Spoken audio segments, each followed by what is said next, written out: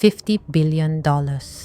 That is the budget the Japanese government invested in a single organization, a staggering amount exceeding the global revenue of Starbucks. In 2023, the Japanese government used this massive budget to create a new organization. Its mission was simple: increase the number of children. Japan is currently facing a quiet but certain extinction due to depopulation. This $50 billion was the funding of hope meant to save the nation. But now, did it work? The answer is no. In fact, the situation has worsened. In 2025, the number of births fell to the 660,000 level, hitting a record low, and the rate of decline accelerated. $50 billion vanished, but the children did not increase. Where on earth did this massive amount of capital go? Today, I want to talk about a modern mystery occurring in Japan. This is not just a story about the declining birth rate. It is a story of a state-sanctioned, utterly absurd money collection system. I'm Yoppy, April 2023. Breaking 50 years of silence, the Japanese government finally established a certain organization. Its name, the Children and Families Agency, a shiny new ministry specializing in the declining birth rate and child-rearing support. Their slogan was Kodomo Monnaka, children at the center. A beautiful phrase. However, the reality was completely different from expectations. The budget scale exceeds $50 billion. This is almost the same as the budget of Japan's Ministry of Defense, which buys tanks and missiles. The defense budget is critical for national security. The fact that the Children and Families Agency has a budget approaching this scale shows the government's seriousness. Hearing this, you would assume Japan has become the world's greatest paradise for raising children, right? However, when you look at Japanese social media, there is not a single word of gratitude toward the Children and Families Agency. All that exists is anger. Don't screw with us. Tax thieves, dismantle it immediately. The truth is, this agency has been told it is unnecessary and should be dismantled since the day it was created. Why do we hate an organization that is supposed to help us? First, understand the severity of the parenting issues Japan faces. In urban areas, there is the problem of wait-listed children.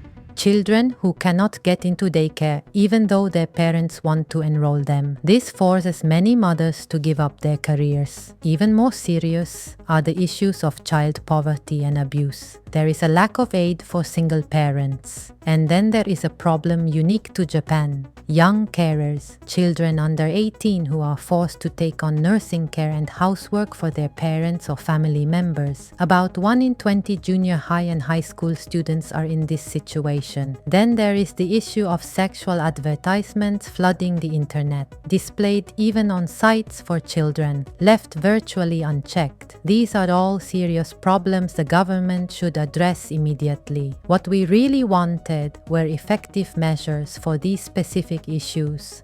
Taxes in Japan are already high. When you add direct taxes and social insurance premiums to the country's huge fiscal deficit, which becomes our future burden, the potential burden rate exceeds 50%. Many people feel that more than half of their income goes to the state. That is precisely why there was a wish. If you are going to pour such a massive budget from our taxes, please implement even one policy that the people truly want for the sake of the children. However, that wish was not granted. One reason is a uniquely Japanese system called Nakanuki. This is a structure where middlemen extract profits one after another. I suspect this word describes something that doesn't just happen in Japan. You might have a different name for it in your country, or no name at all. For example, suppose the government issues a budget of 1 million yen for child-rearing support. They do not give it directly to the families in need. First, they commission a giant advertising agency. A fee is deducted. Then, that agency passes it to a consulting firm. Another fee is deducted. Then that firm passes it to a staffing agency. In this way, like a leaky bucket relay where water spills at every handoff, by the time it reaches the children, 1 million yen has turned into a discount coupon worth a few tens of thousands of yen. The Children and Families Agency has only about 500 staff members. It is impossible for them to spend $50 billion by themselves. In other words, this organization is a giant money collection device created from the start to outsource to someone else. On social media, fierce criticism has arisen. An organization with only 500 staff outsourcing a $50 billion budget. This is a ministry for skimming money. To be fair, not all of the budget was wasted. The majority was actually a transfer of existing programs from other ministries. They just changed the sign on the door. However, the problem is that everything they started as new initiatives has failed completely. Specifically, what failed? What were the actual new measures implemented? From here, I will present the top 4 policies that received the harshest criticism in Japan. Please listen without laughing. No, actually you might laugh, but this is not a comedy, it is reality.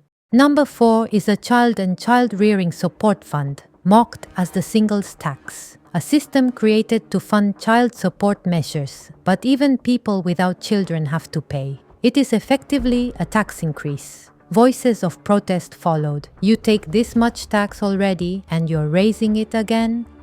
Number 3 is babysitter discount coupons. The government said, if parenting is hard, why not hire a babysitter? And they distributed coupons worth about 4,000 yen per day. At a glance, it looks like a good policy, but there is a fatal flaw. In Japan, a babysitter culture does not exist. It is a country with strong resistance to letting strangers into the home, and the number of sitters is overwhelmingly insufficient. There is a famous phrase, let them eat cake, but the Japanese government is saying, if you have no bread, here is a discount coupon for an imaginary cake. Even if you get the coupon, there is nowhere to use it. It is just a scrap of paper.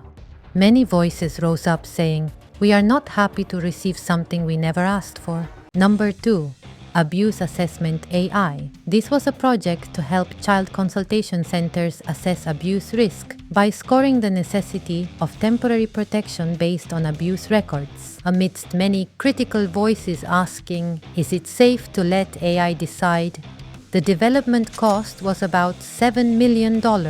Of course, tax money. But how did the completed AI perform? After loading past data, in 100 test cases, doubts arose in the judgment of 62. In other words, it produced unreliable results more than 60% of the time. You would be better off flipping a coin. In the end, this system was deemed unusable due to lack of accuracy, and its introduction was shelved. $7 million was thrown into a digital trash bin.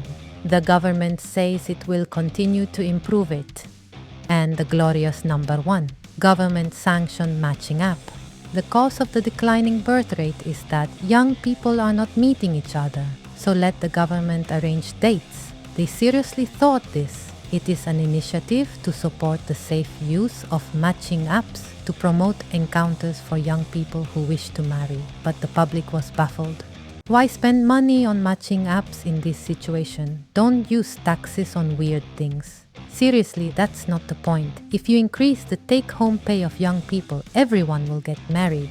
It's natural to think so. With its effect on increasing the birth rate unclear and concerns about personal information and safety, criticism poured in. Is this really necessary? The priorities are wrong. Once again, a huge amount of tax money disappeared into advertising and surveys to give a government stamp of approval that no one asked for. Of course, there are some voices of gratitude saying, I'm thankful that child allowances were expanded. However, such voices are very few. Instead, there is a succession of criticism regarding policies with questionable effectiveness, such as declining birth rate campaigns in collaboration with professional soccer, priority lanes for children at national facilities, subsidies for kitchen remodeling, and visits to child-rearing households. Despite the fact that measures against the declining birth rate are an urgent task, you have to wonder, why use taxes on that right now? If it were only wasteful spending, it might have ended as a funny story, but the reality is much more cruel. In Japan today, there are over 9,000 places called Kodomo Shokudo, or children's cafeterias. This number surged from 2,000 in 2018. These are places where local people volunteer to provide meals to children who have no food at home due to poverty. In Japan, supposedly a developed country, 1 in 7 children lives in poverty. These cafeterias survive barely, relying solely on donations and goodwill, not government support. A $50 billion budget, and the country still relies on private volunteers. The public's anger at this contradiction continued to rise. Then, in June 2025, a decisive scandal broke. While deliberation of bills directly affecting the people's livelihood was ongoing, the head of the Children and Families Agency, Minister Junko Mihara, secretly slipped out of the national diet. Was it an emergency? No. She went to a luxury beauty clinic. Imagine this. On one side, volunteers collecting 100 yen donations to make curry rice for children. On the other side, the minister responsible for saving those children getting anti-aging treatments at a salon during official duties. Her annual income is reported to be tens of millions of yen, many times that of the average Japanese person. The public's anger exploded. On social media, fierce criticism erupted. We don't need a minister who skips the diet for anti-aging. The Children and Families Agency should be dismantled. However, even after the scandal, she continues her political career. The Japanese government's priority is always self-preservation, not children. There is a latest initiative she announced right in the midst of the criticism. You would think that this time surely it reflects the voices of the people. But that latest policy was unbelievably eliminating queues for women's restrooms. Speaking frankly as a woman, I appreciate having attention paid to restroom lines. But shouldn't we first discuss how to bring into the world the future generation that will use those restrooms? Why don't young Japanese people have children? The government says it is a matter of mindset, or that there are too few places to meet. But that is not it. Ask the young people. No money, no time, cannot see a future. The reason is much simpler. Raising a child in this country is a punishment game. The potential tax burden exceeds 50%. On top of that, a new child support fund, effectively a singles tax, is about to be added. Just living your own life takes everything you have. If you marry, more taxes. If you have a child, you cannot find daycare. And those taxes are skimmed by middlemen and disappear into politicians' beauty treatments and useless AI. If you were a player in this game, would you press the button to have a child? It has been over 2 years since the agency was established, and the birth rate decline feels even accelerated. Normally, you would think a fundamental shift is needed. But the government only repeats the words "measures for the declining birth rate" without any attempt at real change. Let me finish with a simple calculation. The Children and Families Agency budget, $50 billion. Children born in Japan per year, about 660,000. If we dismantle this agency tomorrow, fired the staff, and distributed that entire budget directly to newborns, the answer is $66,000 per baby. Every time a baby is born, $66,000 transferred directly from the state. No middlemen, no AI, no apps. Just hand it to the parents. Would Japan's birth rate crisis be solved overnight? Maybe, maybe not. That's not the point. The point is that this 5-minute calculation produces a better plan than what 500 government employees and a $50 billion budget have produced in 3 years. This story might not be unique to Japan. Is tax money reaching the places where it is truly needed in your country? What do you think? That's everything for today's video. In the videos ahead, because I love Japan, I want to share not just the beautiful cherry blossoms and the traditions, but also the values and the cultural currents that run beneath them. If you want to understand the real Japan that never makes it into the guidebooks, the heart behind the headlines, please give this video a like and subscribe to the channel. I'll see you in the next one.